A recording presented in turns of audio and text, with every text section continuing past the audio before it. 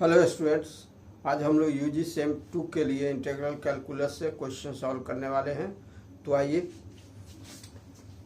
तो क्वेश्चन है इंटीग्रेट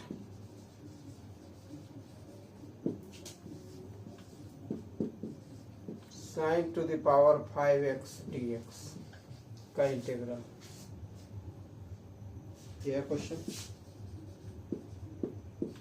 कैसे सॉल्व करेंगे? तो देखिए, पावर क्या है? ऑड है। तो integral I equals to integral sine to the power 5x dx। अब इक्वल्स टू हम इसको sine to the power 4x into sine x dx लिख सकते हैं। अब साइन x dx, तो इस साइन टू द पावर 4 को हम लोग कॉस में कन्वर्ट कर देंगे। तो क्या हो जाएगा? साइन टू द पावर 4, इसको हम sine square x to the power 2 ऐसे लिख सकते हैं, into sine x d x. Again equal to, अब साइन स्क्वायर एक्स के बदले 1 माइनस कॉस स्क्वायर एक्स लिख सकते हैं, to the power 2 sine x d x ऐसे लिख सकते हैं। और हम क्या करेंगे? इसको होल स्क्वायर कर देते हैं।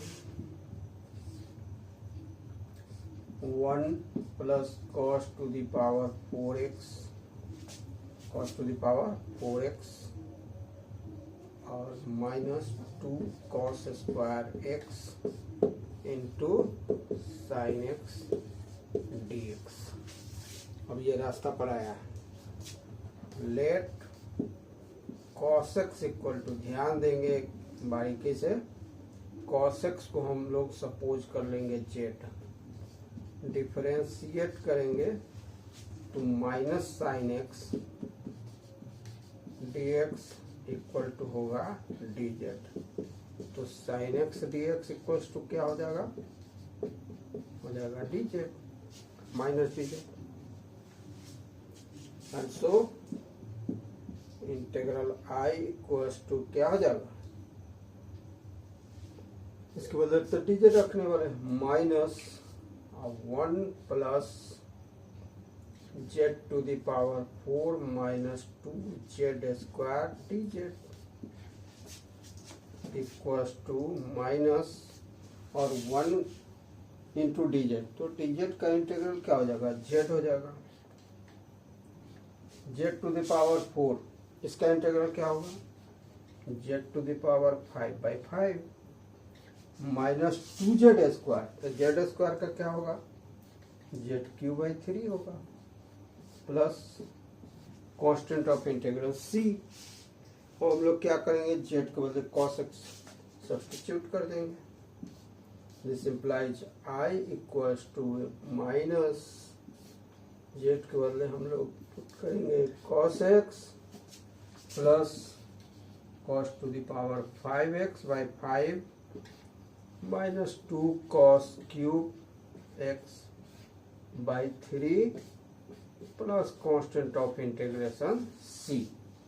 तो ये हुआ आपका रिक्वायर्ड इंटीग्रल। तो इस तरह से अगर क्वेश्चन हो cos to the power 7x dx, इसको कैसे बनाएंगे? इसको भी इसी तरह से, जब ऑड पावर हो, पावर क्या होना चाहिए? ऑड पावर हो तब ये फॉर्मूला लगेगा, ये ट्रिक काम आएगा। तो cos to the power 7x dx, तो आप इसको भी cos to the power 6x into cos x dx लिख दीजिए, इक्वल्स टू, अब cos x dx, तो इसको आप साइन में कन्वर्ट कीजिए, तो cos square x to the power 3 होगा इंटू cos x dx। अब cos स्क्वायर के बदले क्या रखेंगे आप? 1 माइनस साइन स्क्वायर, साइन में लाना है, to the power 3 cos x dx। अब आप साइन एक्स को सपोज कर लीजिए जेड, तो let z equal to sine x, और डिफरेंशिएट कीजिएगा तो dz इक्वल टू क्या होगा, cos x dx मिलेगा।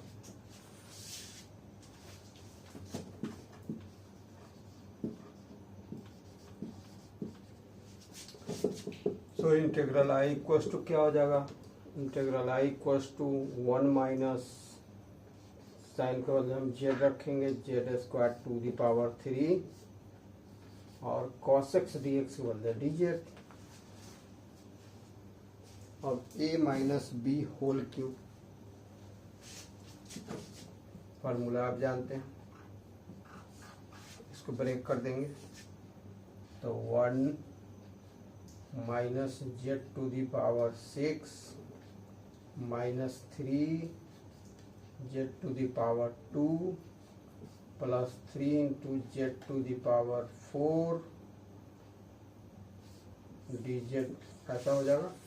a minus b whole cube equal to a cube minus b cube minus 3a square b plus 3a b square. अब आइए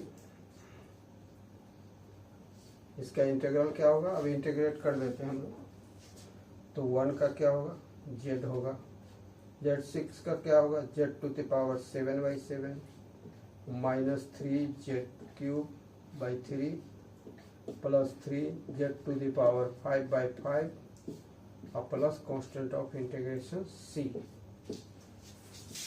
तो इसका आंसर हो जाएगा i इक्वल्स टू z के बदले हम क्या सपोज करेंगे, क्या रखेंगे, पुट करेंगे साइन एक्स, क्योंकि हमने सपोज किया था z equal to sine x.